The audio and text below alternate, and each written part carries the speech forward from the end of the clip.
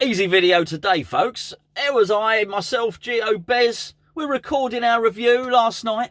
And then all of a sudden, we can't get to the end, and Gio says the video's been taken down by the FA, a copyright strike. For those of you that don't know, a copyright strike is for when a third party feels that you're using their material. So if I were to maybe have filmed some of the game, of the game or whatever, if I'd have filmed Paulo Fornos' goal and put it up there, you might get a copyright strike. But we weren't. Basically, it was me, Bez and Gio chatting, and someone else is claiming the artistic rights to us chatting. I don't know. Crazy. Did you see that Paulo Canio t-shirt? Very nice. Anyway, so I'll just do a very quick rundown of the game now and what I thought was happening because, well, clearly the video's been taken down. So, first half, abysmal, atrocious. What an awful pitch. Terrible technique from the players. I don't know the pitch was bad, but I thought we had a really bad time just trying to control the ball, pass the football, all of that sort of thing. I thought Fredericks was atrocious. Masuaku, terrible. Lanzini was hard to know if he was on the pitch at all. I thought Haller had approached the game at walking pace, so it wasn't, I didn't find it very good. We'd switched this new formation. We'd switched to 3 at the back. We weren't contesting the second ball, and we were barely contesting the first ball, let's be frank about it. But also in this 3-5-2, there seemed to be massive gaps between, just massive spaces between the players. A whopping great, massive area between midfield and attack. It was almost like we had a defence with Rice squeezed right up next to defence, a massive gap, and then an attack. Really strange. So I totally understand it. It was the first time Moyes has played it. I think he's probably got a decision on his hands whether he's going to go with that or revert back to what he played with when we played Bournemouth. What he's going to go with against Sheffield United, he's got a decision to make. He might well think that this 3 at the back is not quite polished yet. That being said, a couple of days training might help it. And it will only be a couple of days training, of course, because I guess they rest tomorrow, today as you're watching this video. A couple of days. So what? I don't know. Maybe they train Tuesday, Wednesday.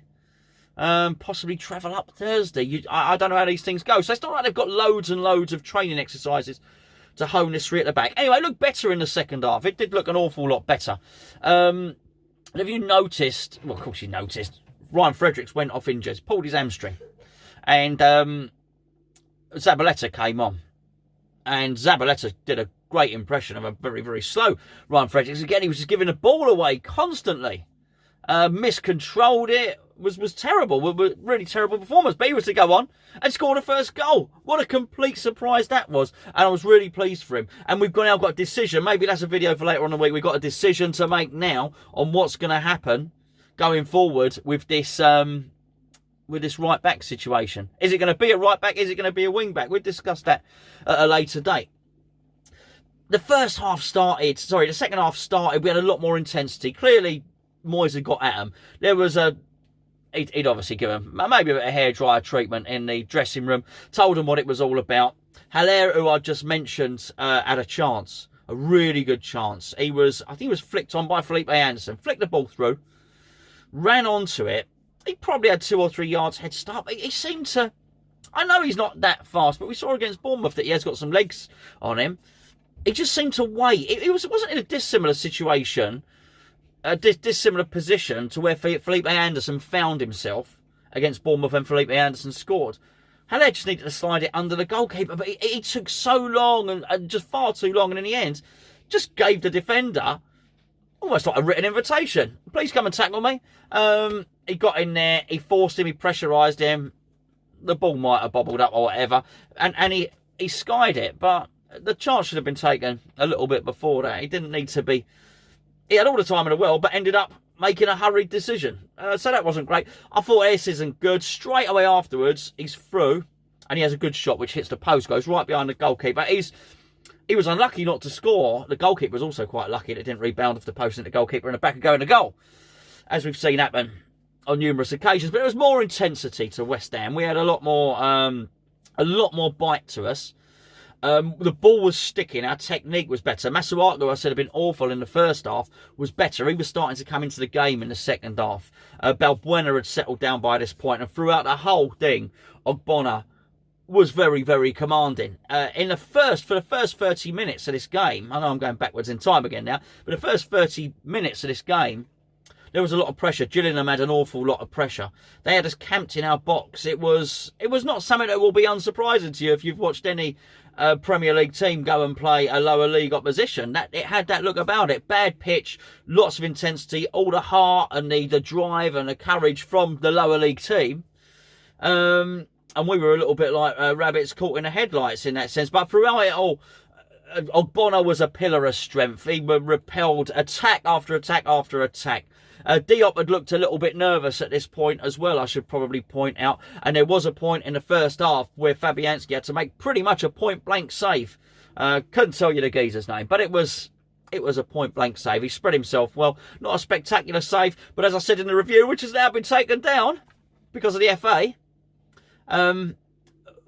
it was something I could see Roberto conspiring to miss. I could see him missing the opportunity to make that block. So I was pleased Fabianski was in goal for that one. Anyway, so I say, second half we got more intensity, a lot more drive, and those spaces that I spoke about between the players, they seemed to close up. We didn't change formation per se. Yes, as Gio had said in the review, we were playing a little bit more direct, but the spaces had closed up. There weren't these massive gaps of fresh air between each player. I thought that the back three were a little bit tighter. I thought Rice was a little bit further forward, as was Landini, which made them closer to the attack. It seemed more joined up. It just seemed to work more defence, midfield, attack. And again, we've got to put it into context. It's a brand new system, and we now understand why Moyes didn't play this three at the back against Bournemouth. He really didn't have enough time. As I say, it's going to be interesting to see what he does against Sheffield United, because you could tell it was alien to a lot of the players. And of course, with Fredericks being injured, he's now got a decision to make in terms of shape. So that was interesting. I thought the referee was appalling. And I don't mean the Declan Rice incident where his shirt was pulled back. Should we have had a penalty? I thought it was weak. I just don't, in normal circumstances, all your history of watching football, teams don't get those chances.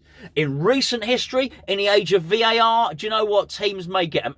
Had the VAR cameras been there, we might have got the penalty. But that doesn't necessarily mean it's right. I still think that something could have been done. There was a chance in the first half where Sebastian Haller was pulled back. He gave us a free kick, the referee, at that point. But I thought Haller maybe could have gone down, but he stayed on his feet and carried on trying to run to get to the ball, which was good. But I thought by and large the referee was quite poor. I thought they protected them too much. Gillingham were a robust team. I thought they were pretty damn good, actually, at being hardy and being tough and being gritty and resilient.